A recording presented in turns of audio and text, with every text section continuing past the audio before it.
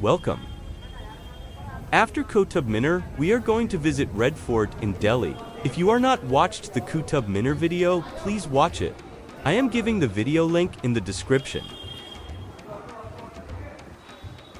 This is New Delhi Metro Station. New Delhi Metro Station is one of the busiest metro station in India. This underground metro station opened on 2005. Now we are going to read Fort or Lal Qila. Lal Qila is Hindi word, Lal means red and Qila means fort or castle.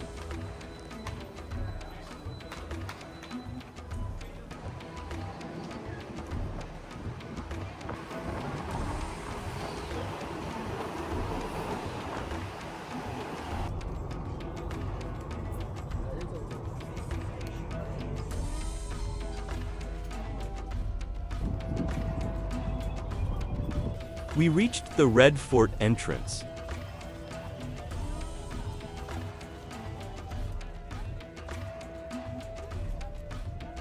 Red Fort is one of India's most iconic landmarks and a UNESCO World Heritage Site. This majestic fortress was built by the Mughal Emperor Shah Jahan in 1648, after he shifted his capital from Agra to Delhi. Red Fort constructed from stunning red sandstone.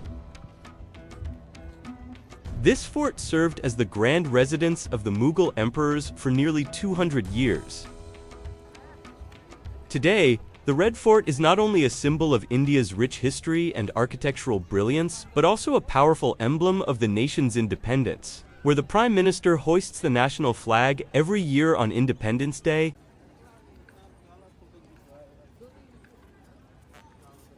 This is the entrance gate. We have to purchase entry ticket to enter inside. 35 rupees for Indian citizens and 500 rupees for the foreign tourist, which is equal to $5 United States. This is the main gate of the Red Fort, called Lahore Gate, because it faces the city of Lahore. Lahore is the capital of Pakistan. We are now walking through the historic Lahore Gate, where Mughal emperors, royal processions, and their soldiers once passed. After that, what we see is the Chatta Chowk Bazaar. Chatta Chowk is the historic covered market. It was built during the reign of the Mughal Emperor Shah Jahan as part of this Red Fort complex.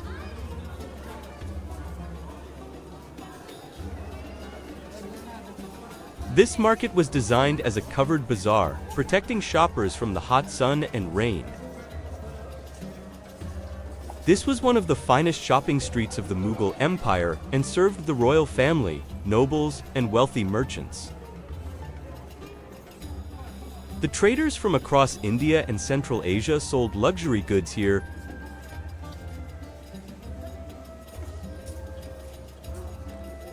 During the Mughal period, only selected merchants were allowed to operate inside the fort.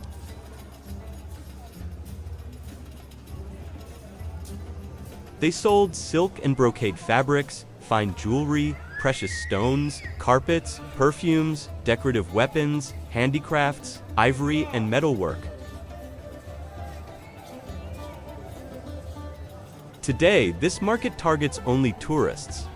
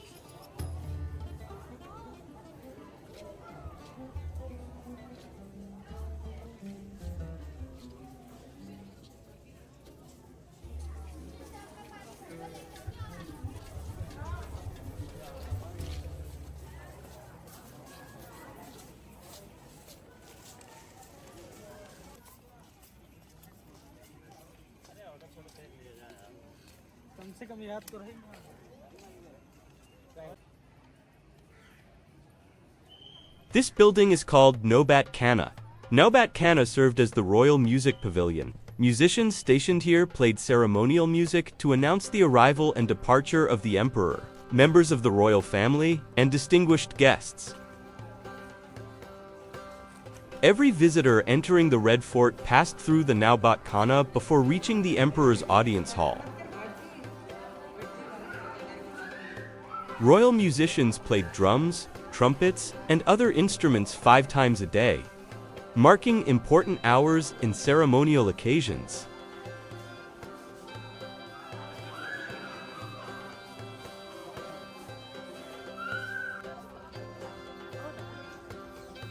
This is what we see is the most significant building in the fort. Diwan-i-Aam, or Hall of Public Audience. The Diwan-i-Aam was the place where the emperor met the general public,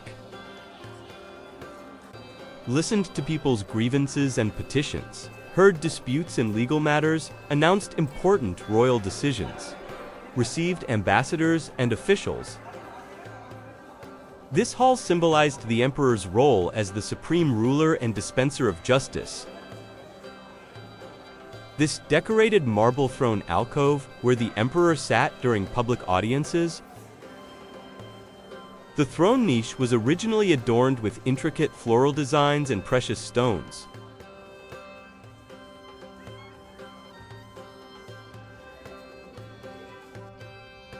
These different marble complexes are built for different purpose. Called Diwan-i-Khas, or Hall of Private Audience, Khas Mahal, and Rang Mahal, or Palace of Colors.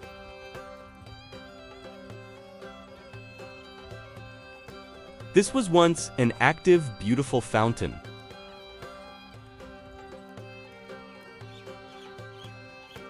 We are heading to the Rang Mahal, or the Palace of Color.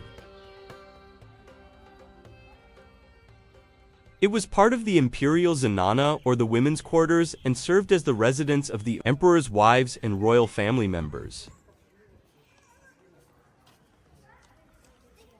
It was designed as a private palace, where the royal women could live in comfort and privacy.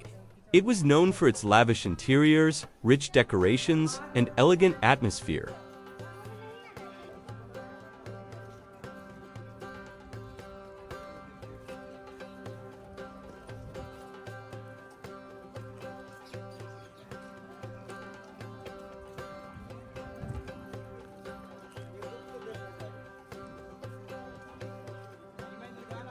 And this is Khas Mahal, meaning private palace, was the personal residence of the Mughal emperor inside the Red Fort, built by Emperor Shah Jahan. Unlike the public halls of the fort, the Khas Mahal was reserved exclusively for the emperor and his closest family members. It was used for personal meetings, religious prayers, royal ceremonies.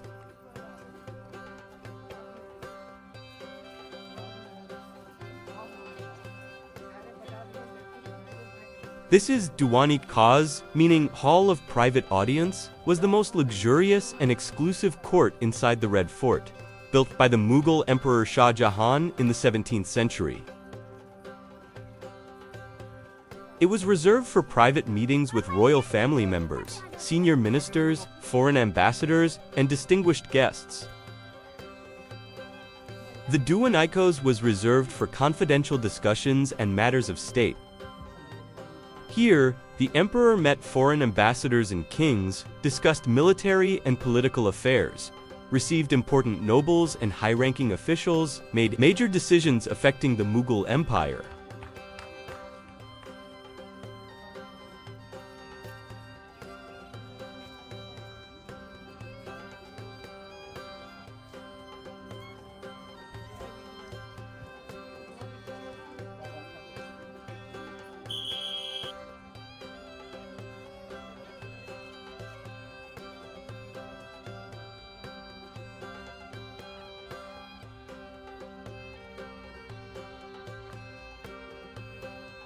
This is Sawan Pavilion is one of the twin pavilions known as the Sawan and Baden pavilions inside the Red Fort. These pavilions were designed as places where the emperor and the royal family could relax and enjoy the cool atmosphere.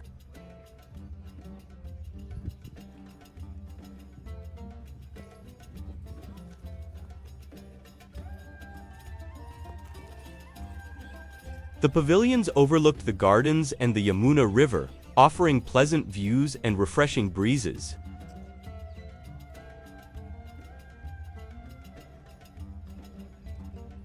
This is Zafar Mahal, named after Bahadur Shah Zafar, the last Mughal emperor of India.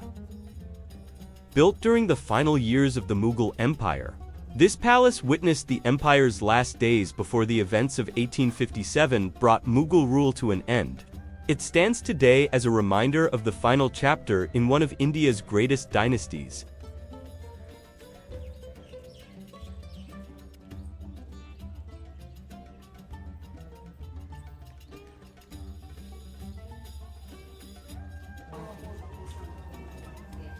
This is the sculpture of great Mahatma Gandhi, the father of nation in India. Now we are inside a postal museum. The museum explains how communication developed in India over thousands of years.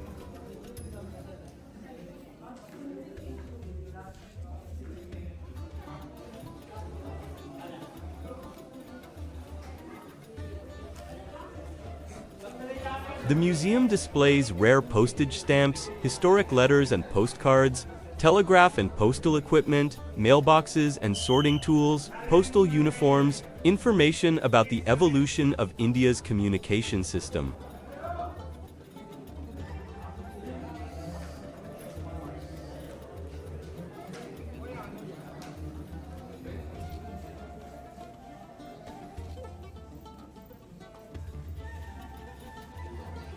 Now we are exiting the Red Fort. Thank you for watching.